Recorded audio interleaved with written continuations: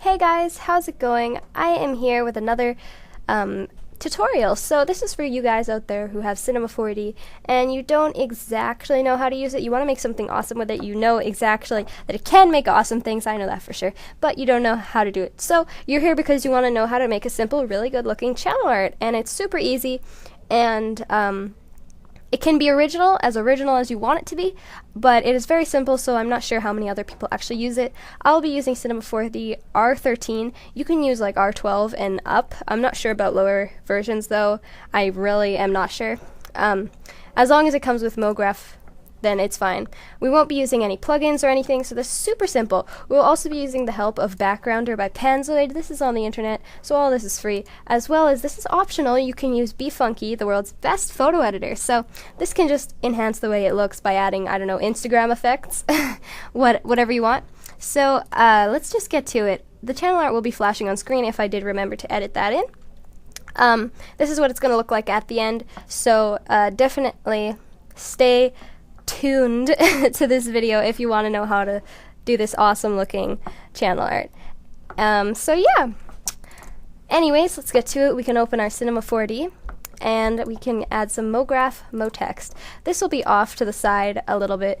If your camera or your screen kind of looks like this, just put it in the center. I like to line the 50 mark down here where the frames are. I like to line it up with the middle line. It kind of looks like it's the middle line, but you don't really have to line it up. It's up to you. It just makes it straight. So as you can see, the text is off to the right. We're going to make the align down here in the attributes section. We're going to go align and we're going to say middle.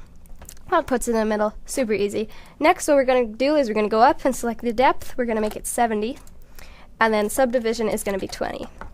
So this just makes it smoother if you're going to be using rounder fonts. I'm just going to be using Impact because it is a default Windows text, and it is quite bold. It looks really good. So for all of you guys out there who haven't really done this before, this is a great tutorial for you. So what we're going to do is we are going to go into the text box and just write our name. Whatever you want on that channel art will go in this box. I'm going to put my name there. And guys, just because I have my name in here doesn't mean I ever actually used a channel art that looks like this. I have never used a channel art that's going to look like this, or that does. I have never used anything like it. So this is kind of original, I guess, but like I said before, it's really simple, so I'm not sure how many people have something very similar. So we're going to duplicate this text now. But first we have to change our font. I forgot about that. Let's change it. I'm going to do that impact thing. And as you guys can see, the letters are quite close to each other. I'm just going to change that by going down here to horizontal spacing. It's at 0 centimeters, but I'm going to make it 5 centimeters. Yeah, that's a bit better. Maybe 6. You know, it's really up to you guys how you want this. Mine's at 6 right now.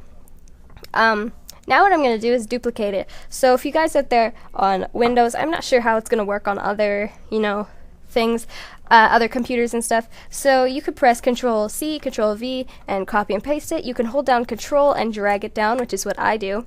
That duplicates it. But if you can't do that, you can select whatever you want to duplicate, and you could go to Edit, Copy, and then go back to Edit and Paste. Or you could just stay on Edit and Paste. You know, it's real simple.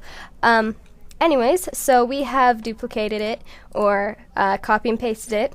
And one will say motext.1. That's the one you want to be changing. I mean, that's the second one, so why not? We're going to go to caps, and the start cap is going to be fillet or fillet. And same with the end cap. The end cap is going to be fillet or fillet. I don't know. And the fillet or fillet type is going to be engraved. That just makes it flat, and it flattens it out towards the text. So it was, what was it? It was convex before, I think. This just kind of brings out, it just really looks bad. You'll know what I mean when you do this, because I'm not sure how good the quality is right now. But I choose engraved. It makes it flat. Makes it look really good. So what we're going to do is you can make your own materials by double-clicking down here and adding colors to them and stuff. But I'm going to be using a Lightroom. Now this is not my Lightroom, and I actually don't remember whose Lightroom this is, so I will have the download in the description below so that you guys can see this. Basically what we want to go to is File and then Merge. And this is just going to take me to my rigs folder. And this is something that you guys will end up setting up if you want to. This is just where I put all my rigs. Sorry about that. So I'm going to go ahead and get my Lightroom here. Where is my Lightroom? It's going to come up with this message for you guys, but that's no big deal. Just say okay. And it will bring up all of these amazing textures, materials. They're just really nice. I love them all. It comes with lava textures, brick stone textures, it comes with glowing textures, shiny textures, floor textures, whatever you name it, gradient textures, comes with all that. So you guys definitely, yeah. Okay, so what I'm going to do is I'm going to go ahead and I am going to add in a floor object by clicking on this blue grid button at the top. For me, it is the third one from the right, so this just makes a floor. There's no need to scale it outwards, because if I render it right now in screen, you could see that this is infinite. It doesn't matter how big it is, it will always be infinite. So what I'm going to do is I'm going to go ahead and go to this cube, and I am going to create a plane, and I'm going to go over here. Down here there's going to be a lot of boxes, and they're going to say position, size, and rotation. I'm going to go to the y-axis one, and I'm just going to change that to 90 so we can rotate it 90 on the y-axis, and then I'm going to press apply. As you can see, this makes it 90 degrees straight up and down, and I'm going to go ahead and press E and move this back. I'm also going to scale it outwards by pressing T, and just it changes it. You guys will know. You can just scale it outwards. I don't know. You just can. But I press T and I drag outwards. So that's just how I do it. So what I'm going to do now is I'm going to select my motext and my motext number 1 by holding down Control and selecting both of them. Then pressing E to go back to the Move tool. I'm just going to move them up here. Now basically what this is going to do is it's going to make your text look like it's floating in an infinite room. But I don't want that, so what I'm going to do is I'm just going to move it so that the Y, I'm going to move it up so that the Y is just sitting right on top of the floor, because I do want a shadow on there. I'm going to bring it a little bit forwards as well. So now everything is pretty much in place, and we can start adding colors. I'm going to go ahead and add material 6 to my floor and to my wall, I'm going to call that. As you can tell, the wall is brighter than the floor is, but we can fix that with a light. And basically now what I'm going to do is I'm going to add material 5, and this is blue. And I'm going to go ahead and it's a shiny blue. If you guys can't find it, it has color, reflection, specular, and glow on it. It's called material 5. I'm going to add this to the motext number 1. And that makes the motext on the outside, it makes it blue. So if I were to render it sideways like this, you guys can see that the blue text is around the white text. Now this is really bad render settings, so it's not really showing a shadow or anything. It's kind of showing some of the reflection on the letters, but it's not very good. So what I'm going to do is I'm going to add a light in there, and I'm going to bring this forwards and bring it up a bit. I'm going to put it to the right because I want a shadow, so I want the light to be coming somewhere and like projecting a shadow. I don't know if I'm using this right, the right terms. Anyways, we're going to go to render settings. The shortcut is Control plus B if you guys can't find the button. So Control plus B, and gonna go to output, and you can see preset has 800 by 600 possibly. If you guys haven't changed anything, haven't messed around with it, you could click on this little arrow, and it's a triangle, and you could go to screen, and you could go 1920 by 1200, and that's all fine and dandy, but I definitely like to do 1920 by 1080 because that is my screen's resolution, and I do think that it is much better. So I'm going to go to Effect, Ambient Occlusion, and also Effect again, and Global Illumination. You want to have these two with any render you are doing. It just makes it look so much better. So I'm going to scale this outwards a lot, and you guys are going to see why. So the text have to be pretty small, and towards the middle, a little bit, you know, got to try to get them in the middle. And you'll notice that if you are holding down your movement button and dragging, there's a little cross that shows up in the middle of the screen. You want to make sure that cross is like, I don't know how to explain this. You gotta make sure that your words are kind of like, most of it is on the right side of the cross, okay? So we want to make sure our words are more on the right side, and you guys are going to see why once I'm done rendering it. So we're going to press the render in the picture viewer, or Shift R, and we're going to render this in our picture viewer and wait until it is finished. Now you might think this is a little too small, so you can change it however you want, but you guys are going to see why I made this small, because when we put it into the backgrounder website, there are different places that you're gonna have to have your profile picture, your display image. It's gonna have to be in one area, and like your words are gonna have to be in another area, and all that stuff. So if it looks kind of like this when you're rendering it, good job. I don't know how else to say it. So I'm gonna go ahead and pause it right here, and I'm gonna start recording as soon as it's done rendering, and we can start the next step. Alright guys, so the picture is pretty much rendering. It's not actually done, I did lie a little, but as you can see, it's coming in really well.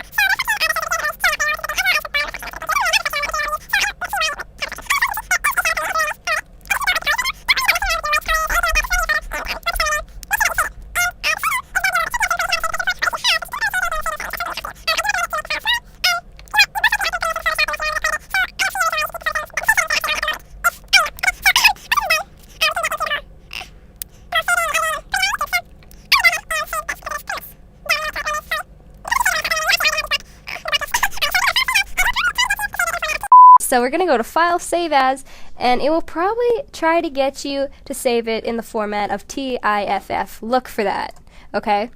You're going to click on it and change it to JPEG, or JPEG, whatever you want to call it.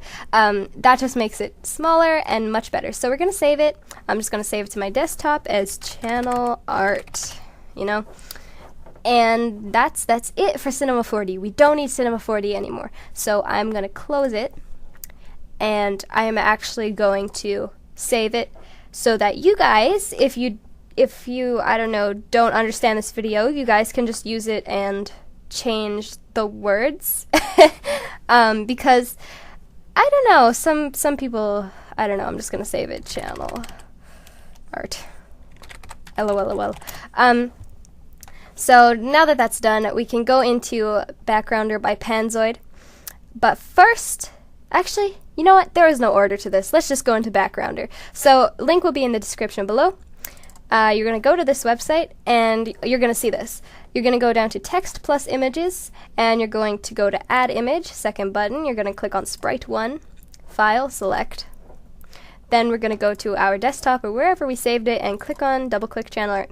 Now, as you can see, it's kind of already set up in the positions it needs to be in, but it's too small. So we're going to go to Scale, and you could change the X and the Y. That's what we're going to be changing today. But if you go to 2, as you can see, it's way big, way dramatic. So I'm going to go like 1.5, or like you could do 1.05 or something and make it like just a little change. So you're going to have to use like fractions in this kind of to get it scaled out the right way. So the reason why, as you can see, I kind of put it to the right a little bit is so that your display image is going to be on the left. And so what you're going to need to do is you're going to need to scale this out so that you have everything in a right place. Like, it's going to be different for tablet users, PC users, TV users, whatever.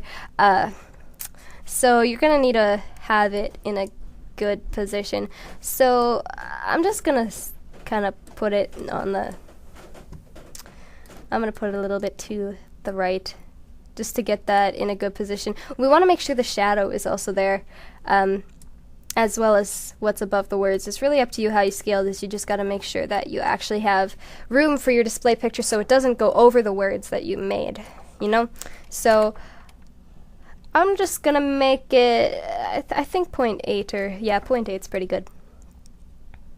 And I'm just going to probably put it right here, and we'll see how that works. You know, it might not turn out perfectly, but you can always fix it after. This isn't going to destroy your image in any way. So I'm going to go to download my background, and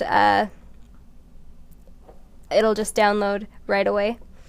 And I'm gonna bring this actually to my desktop as well. It turns it into a PNG, so that's a good thing.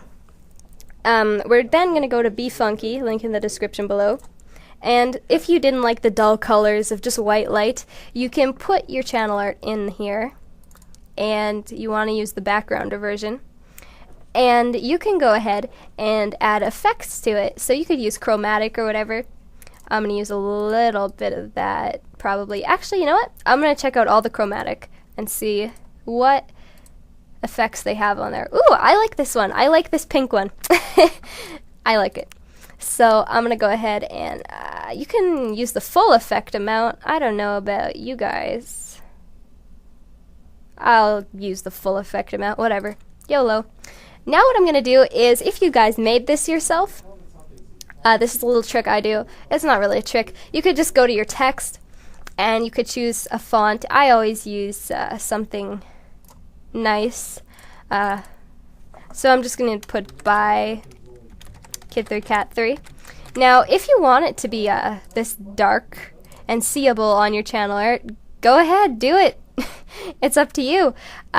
You could put this right under, I don't know, somewhere. Just kind of imagine where you want to put it.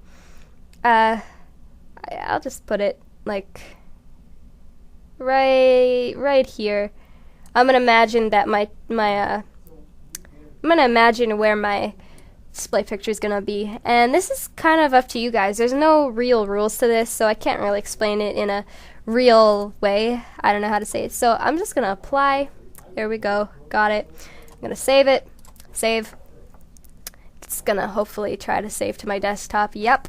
And I'm just gonna save it in all files and redo the backgrounder picture. So now what we could do is we could just head on over to YouTube. I'm gonna go to my channel and I'm just gonna show you guys there. So I'm gonna go ahead and edit my channel art, and now we can select a photo from our computer. So I'm gonna use this backgrounder thing, of course, because I just made it. Gosh. And we can change the crop because it should let us. Yes, it should let us adjust the crop. And it's really up to you guys how you wanna do this. I'm just gonna leave it at how it was. Now, obviously, you guys can see that I didn't do the positioning too well, but it definitely works out. I'm gonna zoom in a little bit for you guys. As you can see, this is a really nice channel art. It looks good. It works good. The watermark, the stamp that says "by your name," it looks nice. It's completely in the right place. So you guys really got to play around with this and try out different things. I guarantee you it's gonna work. It's not gonna turn out bad unless you position it in the wrong place. That's the only thing that could go wrong. But yeah, thanks for watching, guys. Remember to comment, like, and subscribe. I'll see you guys in a future video. I'm just gonna change this because I have to. I think that's what I had before. Pretty sure that's what I had before. Well, anyways, thanks for watching, guys. I'll see you in a future video. I already said this. Check out these awesome YouTubers on the side of my channel. Right down here, I'm going to zoom in for you guys. It's right down here. Awesome YouTubers. Check them out. They're real awesome. They're always awesome. And I hope you guys have really good luck with this tutorial, because it's just real helpful. I've always found it really helpful. It's always worked out for me. And yeah, so anyways, thanks for watching. I already said that. So bye.